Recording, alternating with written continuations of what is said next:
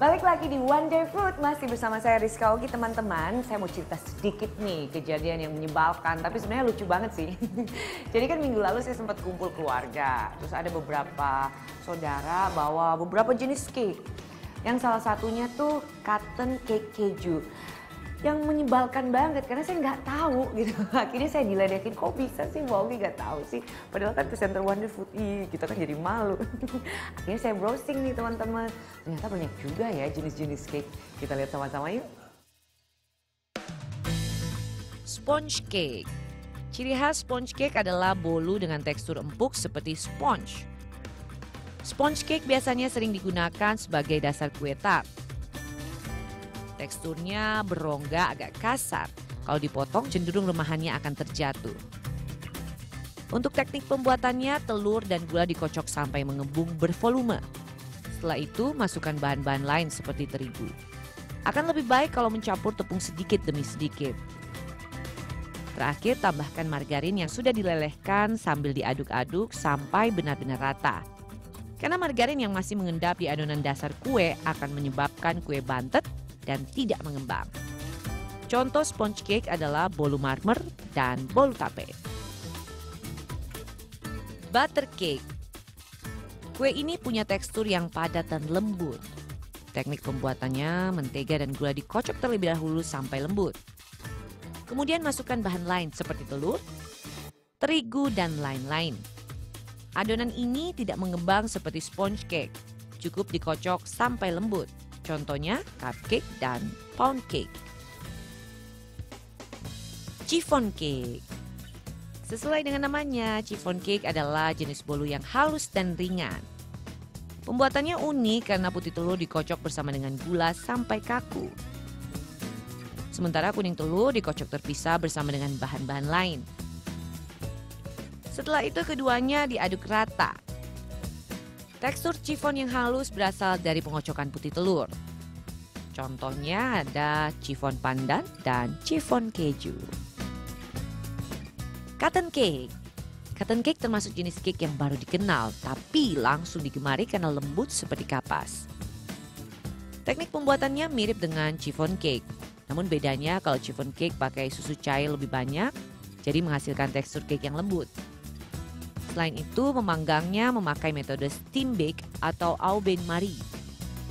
Cake dipanggang dalam oven, diambil loyangnya, direndam dalam air hangat seperti di tim. Contohnya adalah Japanese cheesecake dan cotton layer cake. All in one, jenis cake ini dibuat dengan cara mengaduk semua bahan jadi satu sampai tercampur rata. Pengocokan adonan ini tidak terlalu lama dan tidak perlu mengembang. Jadi cukup diaduk dengan bantuan pengocok telur. Contohnya muffin dan brownies. Tadi kan saya udah kasih tahu ya, kalau saya malu banget nggak tahu dengan cotton cake. Ada satu lagi nih ternyata, ada milk bath cake.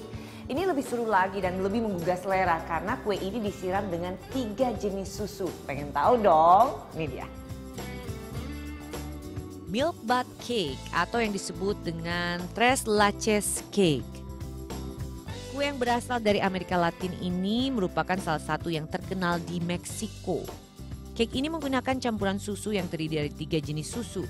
Susu full cream, susu evaporasi, dan susu kental manis.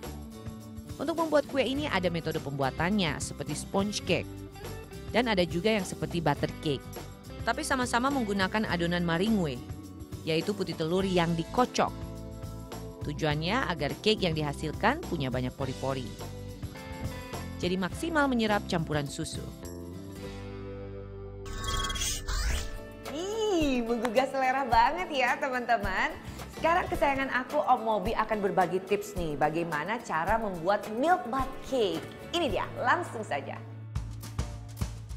Milk bath cake atau dalam bahasa Indonesianya adalah kue mandi susu.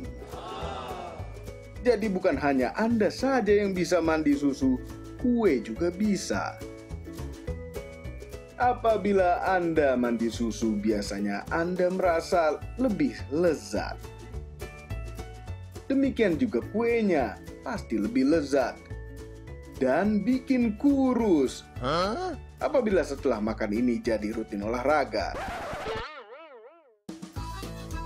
Inilah cara membuatnya. Pertama, Anda siapkan dulu ingredientnya. Siapkan setengah cup mentega, 3/4 cup gula, setengah sendok teh ekstrak vanila, 5 butir telur ayam, 1 sendok teh baking powder, 2 cup susu full cream, 1 kaleng susu evaporasi, setengah kaleng susu kental manis, 250 ml krim cair, 1 sendok makan tepung gula. Cara membuatnya, kocok mentega dan gula sampai adonan mengembang. Kocok telur dan tambahkan ekstrak vanila ke dalam adonan. Masukkan baking powder dan tepung terigu ke dalam adonan dan aduk sampai rata. Panggang dalam oven selama kurang lebih 40 menit dengan suhu 180 derajat Celcius. Untuk milk bath-nya, campurkan susu full cream, susu evaporasi, dan susu kental manis.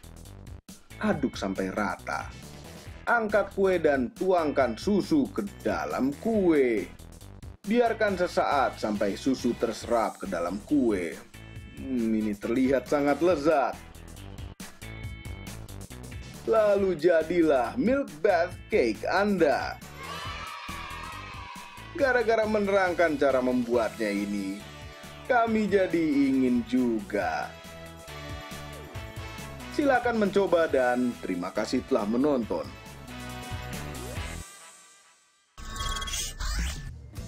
Yummy, yummy, yummy.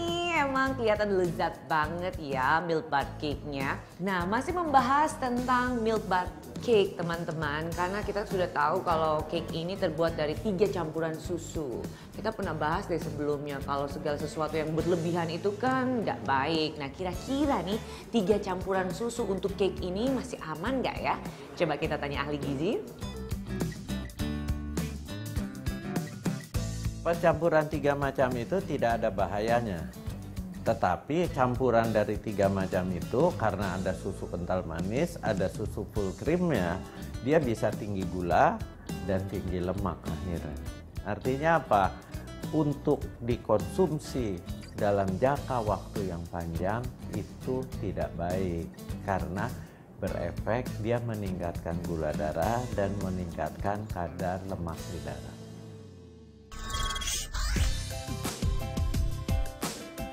Seru banget ya, setelah ini saya akan hadir dengan segmen di mana saya akan menjawab semua pertanyaan yang sudah kalian mention di Twitter dan juga di Instagram.